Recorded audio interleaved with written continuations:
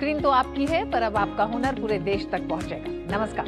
Digital दुनिया में जिन creators ने अपने हुनर से रील्स को रियल बनाया, लाइक्स को लाइफ बनाया और फॉलोअर्स को फैमिली, आज वही टैलेंट पहुंच रहा है टीवी की सबसे भरोसेमंद स्क्रीन पर। डीडी न्यूज लेकर आया है क्रिएटर्स कॉर्नर, एक ऐसा मंच जहां सोशल मीडिया इन्फ्लुएंसर्स सिर्फ कंटेंट नहीं दिखाते, बल्कि अपनी कहानी, क्रिएटिविटी और कमिटमेंट भी शेयर करते हैं। यहाँ हर क्रिएटर को मिलेगा पूरा क्रेडिट, आपका नाम, आपका चैनल, आपकी पहचान। मंच हमारा, क्योंकि हुनर का सम्मान होना चाहिए और पहचान होनी चाहिए राष्ट्रीय। तो तैयार हो जाइए, रील से रियल तक, मोबाइल से मेन स्ट्रीम तक और सोशल मीडिया से राष्ट्रीय मंच तक के इस शानदार सफर के लिए। आप देख रहे हैं क्रिएटर्स कॉर्नर, जहां क्रिएटर्स बनते हैं सेलिब्रिटीज।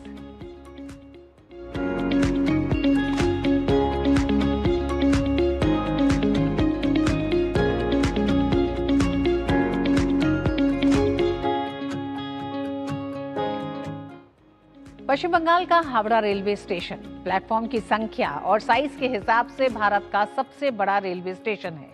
हावड़ा स्टेशन की सबसे खास बात है इसकी ऐतिहासिक विरासत और आधुनिक सुविधाओं का शानदार संगम। एक तरफ ये स्टेशन अपने गौरवशाली इतिहास को संजोए हुए है, तो वहीं दूसरी तरफ यात्रियों को बेहतर सुविधाएं देने के लिए लगातार आधुनिक तकनीकों से लैस किया जा रहा है।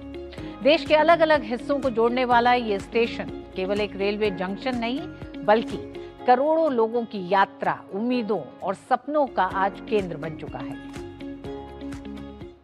पश्चिम बंगाल की राजधानी कोलकाता शहर के पास हुगली नदी के किनारे पर स्थित देश का सबसे बड़ा और सबसे प्रसिद्ध रेलवे स्टेशन। स्वागत है आपका भारत के सबसे बड़े रेलवे स्टेशन हावड़ा जंक्शन में। Howrah junction railway station Bharat के सबसे व्यस्त और महत्वपूर्ण रेलवे स्टेशनों में से एक है। ये स्टेशन पश्चिम बंगाल में हुगली नदी के किनारे पे बसा हावड़ा शहर में स्थित है और प्रसिद्ध हावड़ा ब्रिज के जरिए पश्चिम बंगाल की राजधानी कोलकाता से जुड़ा हुआ है। Howrah junction railway station eastern railway के अंतर्गत आता है। हर दिन लाखों यात्री यहाँ से यात्रा करते हैं, जिससे ये स्टेशन हमेशा चहल पहल से भरा रहता है। हावड़ा जंक्शन की सबसे बड़ी खासियत इसकी विशालता और प्लेटफॉर्म की संख्या है। स्टेशन पर कुल 23 प्लेटफॉर्म है, जो इसे भारत का सबसे बड़ा रेलवे स्टेशन बनाता है। स्टेशन को 2 भागों में बांटा गया है। प्लेटफॉर्म नंबर 1 से 15 ओल्ड कॉम्प्लेक्स में आता है, वही प्लेटफॉर्म नंबर 17 से 23 न्यू कॉम्प्लेक्स में स्थित है। हावड़ा जंक्शन से 120 से अधिक लंबी दूरी की ट्रेनें चलती हैं, जो देश के लगभग हर बड़े शहर जैसे दिल्ली, मुंबई, चेन्नई, वाराणसी, लखनऊ और गुवाहाटी जैसे शहरों को हावड़ा से जोड़ती है। साथ ही यहां से 233 EMU ट्रेनें भी चलती हैं, जो आसपास के इलाकों को हावड़ा से जोड़ती है। यहां से चलने वाली कुछ प्रसिद्ध ट्रेनें जैसे Sarai Ghat express, Netaji express, black diamond express, Purva express, Falaknuma express, Gitanjali express, Kumbh express, coalfield express, Shipra express, Azad Hind express और हिमगिरी एक्सप्रेस शामिल है। भारत की पहली राजधानी एक्सप्रेस, जिसे हम हावड़ा राजधानी के नाम से जानते हैं, पहली बार 1 मार्च 1969 को हावड़ा से नई दिल्ली तक चलाया गया था। ये ट्रेन आज भी इस रूट की सबसे तेज और सबसे प्रचलित ट्रेन है। हाल के दिनों में भारत की पहली वंदे भारत स्लीपर ट्रेन को भी हावड़ा से कामाख्या जंक्शन तक चलाया गया है। हावड़ा जंक्शन का इतिहास काफी पुराना और दिलचस्प है। इसकी शुरुआत ब्रिटिश काल में वर्ष 1854 में हुई थी, जब हावड़ा स्टेशन से पहली ट्रेन चली थी, जो हावड़ा से हुगली के बीच चलाई गई थी। ये भारत में रेलवे के शुरुआती दिनों की बात है, जब अंग्रेजों ने देश में रेल नेटवर्क का विस्तार शुरू किया था। उस समय हावड़ा स्टेशन एक छोटे से ढांचे के रूप में मौजूद था, लेकिन धीरे धीरे इसकी अहमियत बढ़ती गई। जैसे जैसे रेलवे नेटवर्क का विस्तार हुआ, हावड़ा स्टेशन का भी विकास होता गया। 1905 तक इस स्टेशन का नया और बड़ा भवन तैयार किया गया, जो आज भी अपनी ऐतिहासिक वास्तुकला के लिए जाना जाता है। लाल रंग की इमारत और उसकी क्लासिक डिजाइन इस स्टेशन को एक खास पहचान देती है। ये भवन ब्रिटिश वास्तुकला का एक बेहतरीन उदाहरण है। ये स्टेशन पूर्व रेलवे और दक्षिण पूर्व रेलवे दोनों के लिए एक प्रमुख टर्मिनल है। हावड़ा स्टेशन का एक और महत्वपूर्ण पहलू है इसका हावड़ा ब्रिज के पास होना। हावड़ा ब्रिज, जिसे अब रविंद्र सेतु के नाम से जाना जाता है, कोलकाता और हावड़ा को जोड़ता है। इस पुल के माध्यम से हर दिन लाखों लोग स्टेशन तक पहुंचते हैं। ये पुल और स्टेशन मिलकर इस क्षेत्र को एक महत्वपूर्ण परिवहन केंद्र बनाते हैं। समय के साथ हावड़ा स्टेशन में कई आधुनिक सुविधाएं भी जोड़ी गई हैं। यहाँ यात्रियों के लिए waiting room, retiring room, food stall, cafeteria, book stall और डिजिटल डिस्प्ले जैसी सुविधाएं उपलब्ध हैं। स्टेशन पर साफ सफाई और सुरक्षा का भी विशेष ध्यान रखा जाता है। हावड़ा जंक्शन केवल एक रेलवे स्टेशन ही नहीं, बल्कि ये कोलकाता की सांस्कृतिक और आर्थिक गतिविधियों का भी केंद्र है। यहाँ से रोजाना हजारों लोग अपने काम, व्यापार और पढ़ाई के लिए यात्रा करते हैं। ये स्टेशन कई लोगों की रोजमर्रा की जिंदगी का अहम हिस्सा बन चुका है। इतिहास के दौरान हावड़ा स्टेशन ने कई महत्वपूर्ण घटनाओं को भी देखा है। स्वतंत्रता संग्राम के समय ये स्टेशन देशभक्तों के आने जाने का एक महत्वपूर्ण केंद्र था। आज के समय में हावड़ा जंक्शन आधुनिकता और परंपरा का एक अनोखा संगम है। एक तरफ इसकी ऐतिहासिक इमारत हमें पुराने समय की याद दिलाती है, तो दूसरी तरफ यहाँ की आधुनिक सुविधाएं इसे एक अत्याधुनिक स्टेशन बनाती है। भारतीय रेलवे लगातार इस स्टेशन को और बेहतर बनाने के लिए काम कर रही है, ताकि यात्रियों को और भी अच्छी सेवाएं मिल सके। हावड़ा जंक्शन केवल एक रेलवे स्टेशन नहीं है, बल्कि ये भारत की प्रगति और विकास का प्रतीक है। ये स्टेशन न केवल यात्रियों को एक जगह से दूसरी जगह पहुंचाता है, बल्कि ये लाखों लोगों की भावनाओं और यादों से भी जुड़ा हुआ है। हावड़ा जंक्शन की कहानी भारत के रेलवे इतिहास की एक महत्वपूर्ण कहानी है, जो आने वाली पीढ़ियों को भी प्रेरित करती रहेगी। तो पश्चिम बंगाल से आइए आपको लिए चलते हैं गुजरात। गुजरात स्थित सोमनाथ मंदिर महादेव के 12 ज्योतिर्लिंगों में प्रथम माना जाता है। ये मंदिर सिर्फ आस्था का केंद्र ही नहीं, बल्कि भारत के गौरवशाली इतिहास और संघर्ष का भी प्रतीक है। इतिहास गवाह है कि सोमनाथ मंदिर को कई बार आक्रमणों का सामना करना पड़ा। इसे बार बार तोड़ा गया, लेकिन हर बार श्रद्धा और विश्वास ने इसे फिर से खड़ा कर दिया। आज सोमनाथ मंदिर न केवल धार्मिक महत्व रखता है, बल्कि ये भारतीय संस्कृति, आस्था और अटूट संकल्प का भी प्रतीक बन चुका है। सोमनाथ मंदिर के ऐतिहासिक महत्व पर देखिए social media content creator Harsh Kumar Nayak की ये वीडियो।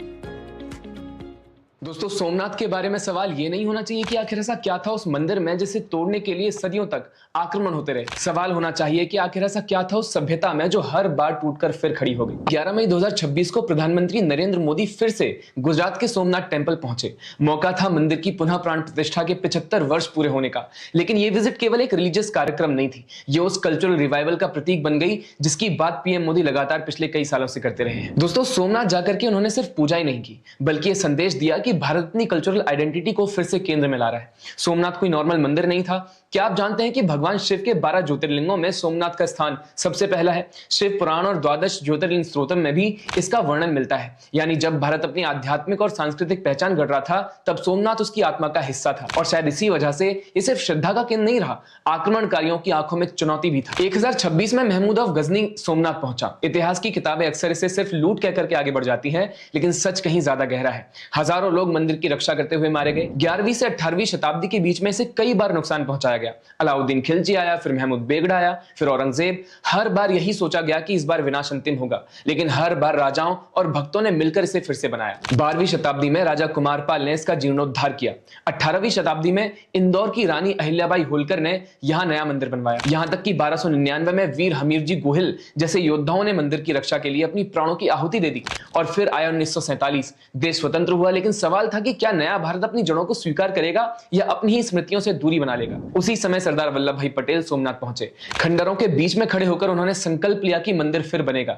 यह सिर्फ पुनर्निर्माण नहीं था, यह स्वतंत्र भारत का घोषणा पत्र था कि यह राष्ट्र अपनी सभ्यता को मिटा करके आगे बिल्कुल नहीं बढ़ेगा। हालांकि पटेल मंदिर का पुनर्निर्माण पूरा होते नहीं देख पाए, लेकिन के.एम. मुंशी और कई लोगों ने इस संकल्प को आगे बढ़ाया। 11 मई 1951 को भारत के पहले राष्ट्रपति राजेंद्र प्रसाद ने मंदिर की प्राण प्रतिष्ठा में हिस्सा लिया। दोस्तों, आज का सोमनाथ मंदिर न सिर्फ इंडियन आर्किटेक्चर का बेजोड़ नमूना है, बल्कि मंदिर से जुड़ा सोमनाथ ट्रस्ट महिला सशक्तिकरण, एनवायरनमेंट और शिक्षा और स्वास्थ्य जैसे सोशल वर्क्स में भी आगे है। अब 2026 में एक बार फिर से पीएम मोदी का सोमनाथ पहुंचना उनकी सोच की अगली कड़ी है। सरकार का विजन बहुत स्पष्ट है कि विकास भी और विरासत भी। सोमनाथ की इस विजिट का एक और बड़ा सिंबलिक इंपॉर्टेंस है। ये केवल हिस्ट्री को याद करने की विजिट नहीं है, बल्कि हमारी सभ्यता की निरंतरता को सेलिब्रेट करने का पल है। हजारों वर्षों में तलवार बदली, हमले बदल गए, तरीके बदल गए, लेकिन सोमनाथ हर बार एक ही उत्तर देता रहा कि सनातन को कोई नहीं मिटा सकता।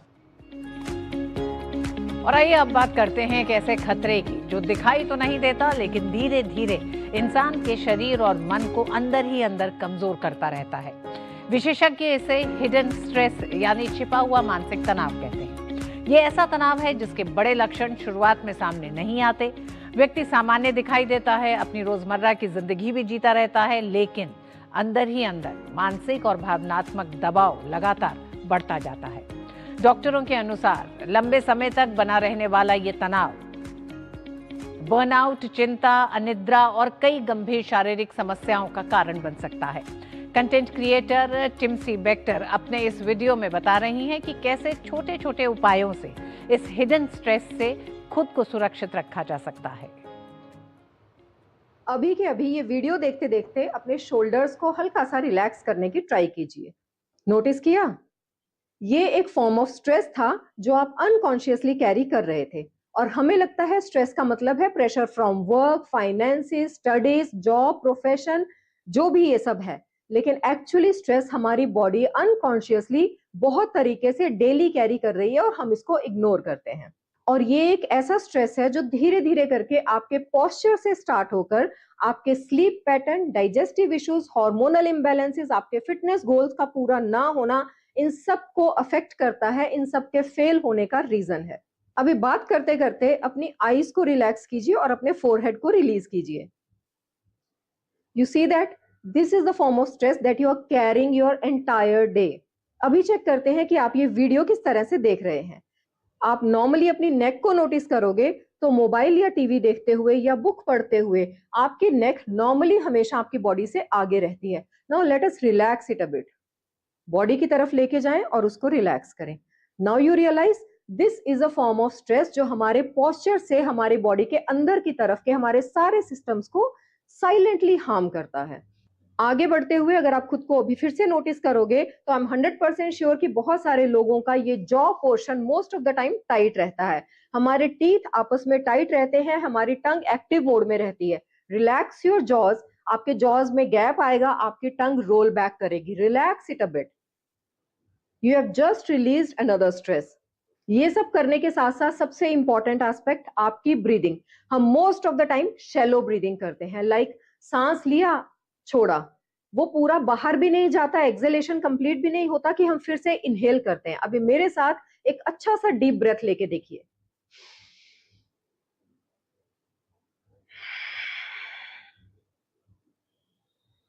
Diaphragm breathing.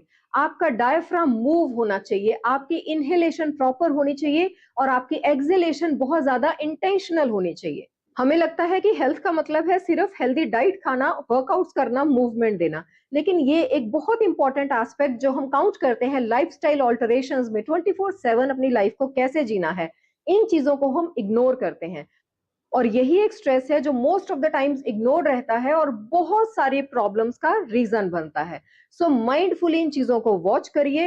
Relax your shoulders, relax your eyes, open your forehead, open your jaws, keep your neck close to your body and take some deep breaths.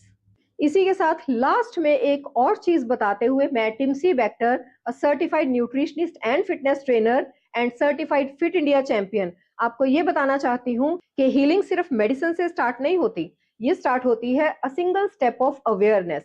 और हम हर तरह की हेल्थ और फिटनेस एडवाइस में ये जरूर सुनते हैं कि अपने गट की हेल्थ का ध्यान रखो और स्ट्रेस फ्री रहो।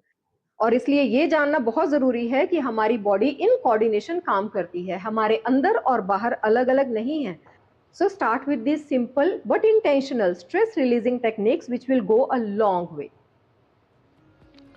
तो इन छोटे छोटे उपायों से अपने हिडन स्ट्रेस का करिए इलाज। वक्त एक छोटे से ब्रेक का है क्रिएटर्स कॉर्नर में।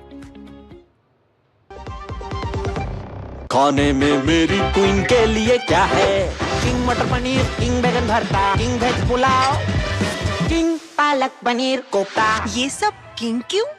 क्योंकि ये सब बना है MDH किचन किंग से का बॉस। MDH किचन किंग, असली किचन किंग। MDH। सर हमने भी म्यूचुअल फंड्स में SIP शुरू कर दी है। पर मार्केट की समझना बाउंसर जा रही। आप कैसे कर लेते हो? मैं धीरज को अपने साथ रखता हूँ। म्यूचुअल फंड्स में लॉन्ग टर्म गोल पे फोकस करो और SIP करते वक्त धीरज को अपने साथ रखो, तो लॉन्ग टर्म से फोकस हटाने का नहीं। और म्यूचुअल फंड है सही। म्यूचुअल फंड निवेश बाजार जोखिमों के अधीन है। योजना से जुड़े सभी दस्तावेजों को ध्यान से पढ़ें। मास्टर जी नमस्ते, 2 ड्रेसेस बनानी है, ठीक है? ऐसा कुछ। लेकिन मास्टर जी 4 दिन में पार्टी है, बन जाएगी ना पक्का? हो जाएगा। कैसे?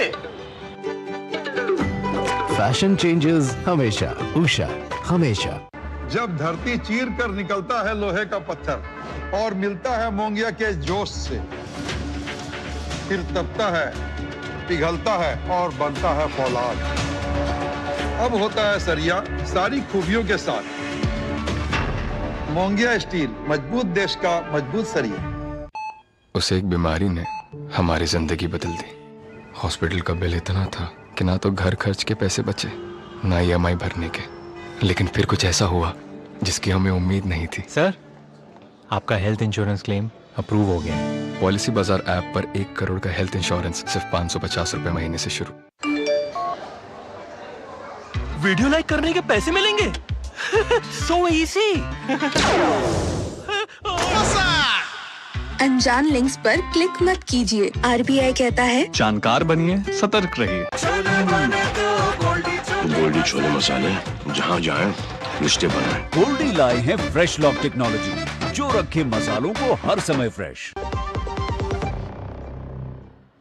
और अब हम आपको लेकर चल रहे हैं शिमला के दिल कहे जाने वाले प्रसिद्ध मॉल रोड, जहां हर साल देश विदेश से लाखों पर्यटक घूमने आते हैं। पहाड़ों के बीच बसी ये शानदार सड़क अपनी प्राकृतिक सुंदरता, ठंडी हवाओं, मनमोहक नज़ारों और ब्रिटिश काल की ऐतिहासिक इमारतों के लिए पूरी दुनिया में मशहूर है। दिन हो या रात, मॉल रोड की रौनक कभी कम नहीं होती। इतिहास की बात करें तो मॉल रोड का निर्माण ब्रिटिश शासन के दौरान 19वीं सदी में किया गया था। उस समय भारत में ब्रिटिश अधिकारी गर्मियों के मौसम में शिमला को अपनी राजधानी के रूप में इस्तेमाल करते थे। आज मॉल रोड केवल एक सड़क नहीं बल्कि शिमला की पहचान बन चुकी है। दोस्तों, आज हम आपको हिमाचल प्रदेश की राजधानी शिमला के मॉल रोड का सैर कराएंगे, जिसे हिमाचल प्रदेश की राजधानी शिमला का दिल कहा जाता है। तो चलिए दोस्तों, स्टार्ट करते हैं। मॉल रोड शिमला शहर का दिल मानी जाती है। यहाँ हर साल लाखों देश विदेश के पर्यटक आते हैं। पहाड़ों के बीच बसी ये सड़क अपनी खूबसूरत वादियों, ठंडी हवा और ब्रिटिश काल की ऐतिहासिक इमारतों के लिए जानी जाती है। मॉल रोड का निर्माण ब्रिटिश शासन के दौरान 19वीं सदी में किया गया था, जब ब्रिटिश राज के अधिकारी गर्मियों में शिमला को अपनी राजधानी के रूप में इस्तेमाल करते थे। उस समय मॉल रोड केवल अंग्रेज अधिकारियों और उच्च वर्ग के लोगों के लिए खुली होती थी। आम भारतीयों को यहाँ आने की अनुमति नहीं थी। धीरे धीरे आजादी के बाद यह स्थान आम जनता और पर्यटकों के लिए खुल गया। दोस्तों, शिमला के बीचों बीच स्थित यह रिच मैदान शिमला का प्रमुख पर्यटन और आकर्षण केंद्र बना हुआ है। जैसा आप लोग देख सकते हैं, पूरा एक खुला मैदान ये हिमाचल टूरिज्म का मेन आकर्षण का केंद्र बना हुआ है। मॉल रोड के पास स्थित द रिज शिमला एक बड़ा खुला मैदान है, जहां से हिमालय की सुंदर पहाड़ियों का अद्भुत दृश्य दिखाई देता है। यह स्थान शिमला के प्रमुख सामाजिक और सांस्कृतिक आयोजनों का केंद्र है, जहां शिमला समर फेस्टिवल जैसे बड़े कार्यक्रम आयोजित होते हैं। रिज के पास स्थित क्राइस्ट चर्च शिमला उत्तर भारत के सबसे पुराने चर्चों में से एक है। इसका निर्माण 1857 में हुआ था और इसकी नियो गॉथिक वास्तुकला पर्यटकों को बेहद आकर्षित करती है। मॉल रोड का एक प्रसिद्ध स्थान स्कैंडल पॉइंट शिमला भी है, जिसके पीछे एक दिलचस्प कहानी जुड़ी है। कहा जाता है एक महाराजा और एक ब्रिटिश महिला के कारण यहाँ स्कैंडल हुआ था, जिसके बाद इस जगह का नाम स्कैंडल पॉइंट पड़ गया।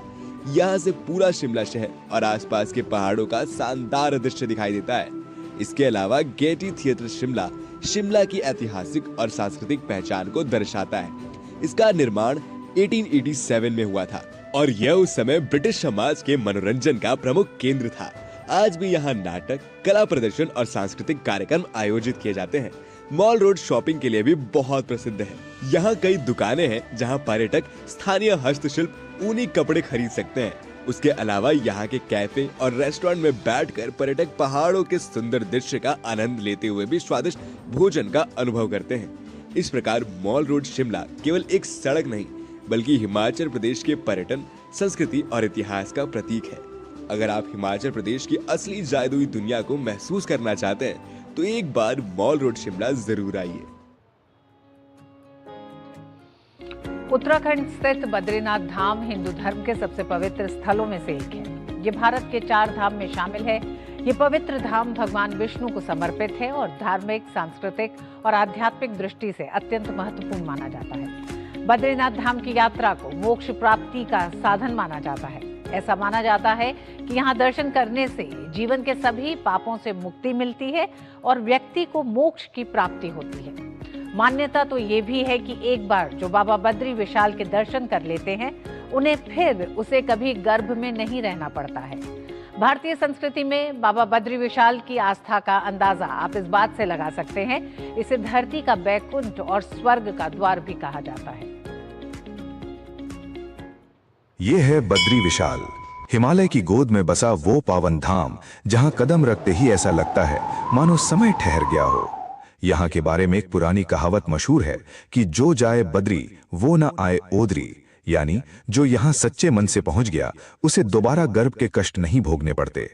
शास्त्रों में भी वर्णन है कि बद्रीनाथ के दर्शन मात्र से अनजाने में किए गए पाप भी धुल जाते हैं और भक्त को मोक्ष यानी स्वर्ग का मार्ग मिलता है। यही वजह है कि इसे धरती पर वैकुंठ और स्वर्ग का द्वार भी कहा जाता है। लेकिन यहाँ पहुंचना इतना आसान नहीं था। पुराने समय में लोग इसे जीवन की अंतिम यात्रा मानते थे, जहां ऊंचे पहाड़ों, भीषण ठंड और जंगली जानवरों के बीच से भक्त महीनों पैदल चलकर पहुंचते थे। आज रास्ते आसान हैं, पर आस्था वही पुरानी है। इतनी कठिन चढ़ाई और रोमांचक रहस्यों के बावजूद क्या आप भी बाबा के दर्शन करना चाहते हैं? कमेंट्स में जय बद्री विशाल लिखकर अपनी हाजिरी जरूर लगाएं। इस यात्रा का पौराणिक महत्व इसलिए भी है क्योंकि पांडव भी सशरीर स्वर्ग जाने के लिए इसी दुर्गम रास्ते से आगे बढ़े थे। उनके साथ चल रहा वो रहस्यमयी कुत्ता असल में यमराज का ही रूप था, जो उनकी अंतिम परीक्षा ले रहे थे। अंत में केवल युधिष्ठिर ही अपनी सच्चाई के बल पर उस दिव्य द्वार को पार कर पाए थे। जैसे ही हम माणा गांव पहुंचते हैं तो वहां सरस्वती नदी की वो धारा दिखती है जो व्यास जी के श्राप के कारण कुछ ही दूर जाकर पाताल में लुप्त हो जाती है। यहीं वो भीम पुल भी मौजूद है, जिसे महाबली भीम ने एक विशाल चट्टान को रखकर बनाया था। हैरान करने वाली बात तो तप्त कुंड की है, जहां बाहर जमा देने वाली बर्फ होती है लेकिन कुंड से हमेशा उबलता हुआ गर्म पानी निकलता है। सबसे बड़ा चमत्कार तब होता है जब सर्दियों में मंदिर के कपाट 6 महीने के लिए बंद कर दिए जाते हैं। मान्यता है कि उन दिनों यहाँ इंसानों की जगह साक्षात देवता और देवर्षि नारद पूजा करते हैं। यही वजह है कि जब कपाट दोबारा खुलते हैं तो मंदिर के अंदर वो अखंड ज्योति वैसी ही जलती हुई मिलती है जैसी उसे छोड़ कर गए थे। बिना ऑक्सीजन और हाड़ कपाने वाली ठंड में ये दिया जलते रहना किसी दैवीय शक्ति का ही प्रमाण है। बद्रीनाथ सिर्फ एक मंदिर नहीं, करोड़ों हिंदुओं की अटूट आस्था है।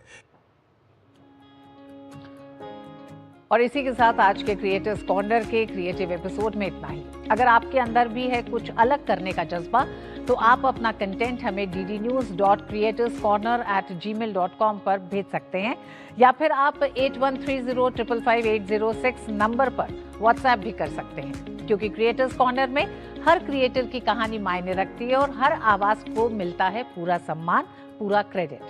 अगले एपिसोड में फिर मिलेंगे नई सोच, नए चेहरों, नई क्रिएटिव उड़ान के साथ। क्रिएट करते रहिए, प्रेरित करते रहिए और देखते रहिए क्रिएटर्स कॉर्नर सिर्फ डीडी न्यूज पर। नमस्कार।